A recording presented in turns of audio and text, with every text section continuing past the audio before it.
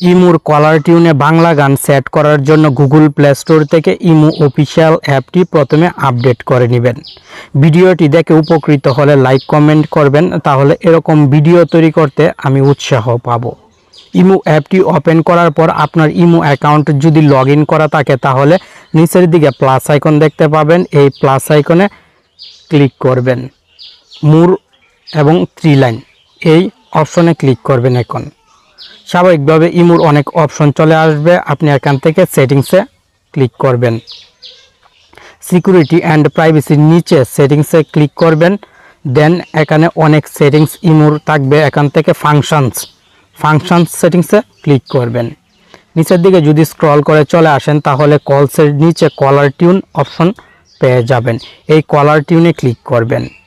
এখানে trending, Islamic সহ Hindi, English এরকম অনেক ক্যাটাগরির গান থাকবে। এখন আপনি যেহেতু বাংলা গান ইমুতে সেট করতে চাচ্ছেন, তাই উপরের দিকে একটি বার দেখতে পাচ্ছেন, এই বারটি বাম পাশে সোয়াইপ করবেন। দেখুন হিন্দি গান, এখানে বাঙালি একটি অপশন পাবেন, এই বাঙালি অপশনে ক্লিক করবেন। এখানে অনেক বাংলা গান শো হবে। এই যে দেখুন অনেক বাংলা গান সিরিয়ালভাবে এখানে আছে। আপনি প্রত্যেকটি গান প্লে করে শুনতে পারবেন। যে গানটি শুনতে চান সেই গানটির উপরে আঙ্গুল দিয়ে চাপ দিবেন, তাহলে সেই গানটি প্লে হয়ে যাবে। কপিরাইট প্রবলেম থাকার কারণে আমি সাউন্ড একদম কমিয়ে রেখেছি।